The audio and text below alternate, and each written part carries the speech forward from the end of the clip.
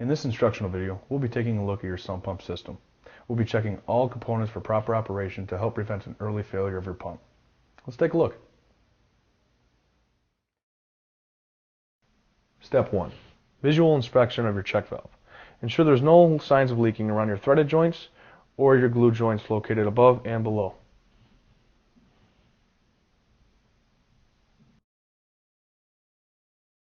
Step 2. Gaining access to your sump pit.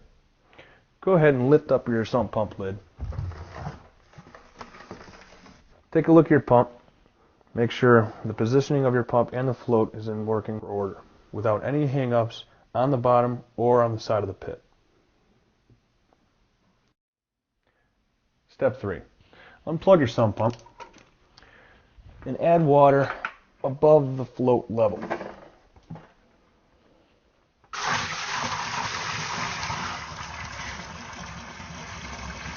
By doing this, you're priming your sump pump pit in order to inspect the exterior discharge pipe.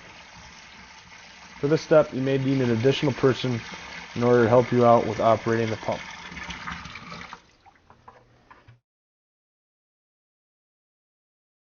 On the exterior of your house, locate your discharge pipe from your sump pump system. Ensure that there is no backup and the water that is being discharged is flowing freely. After your pit's been primed, go ahead and plug your sump pump in and inspect your exterior discharge pipe.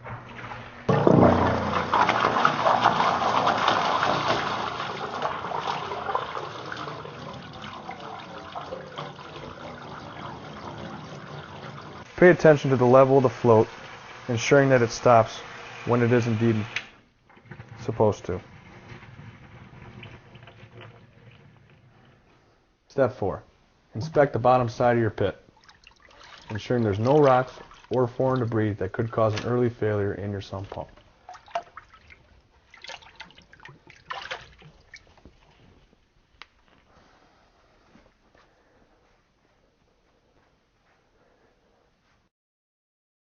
In addition, inspect the proper operation of your sump pit, turning the pump on and off without any hang-ups on the bottom or on the side of the pit.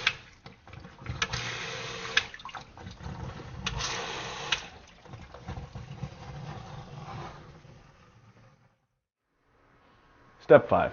Inspect your check valve. You're first going to want to unplug your pump. Disconnect the bottom side of your check valve and disconnect the two pipes. With no water dripping from the bottom side of your check valve, it is proving that your check valve is indeed operating correctly. Drain the water from the top side of your check valve by pushing the flapper in the upward position.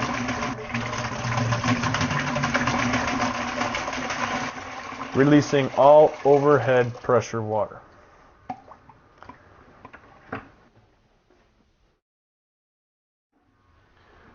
Next, what you're going to want to do is disconnect the top side.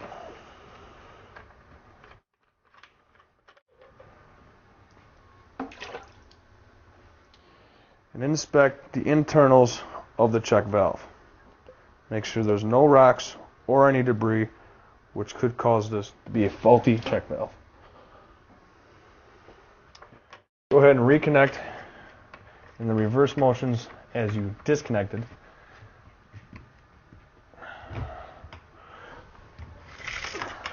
Seating both the top and bottom O-ring tightly and secure.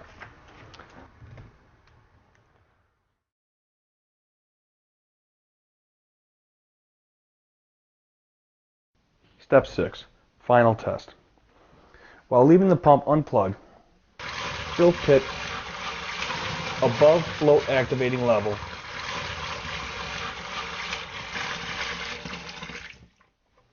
Now go ahead and plug your pump in, observing all operations. Ensuring your pump shuts off as it should with no leaks around the check valve. That's a beautiful operation. I hope this video has been helpful. If you have any problems performing any of these steps, please contact your local licensed plumber for any additional help you may need. Good luck.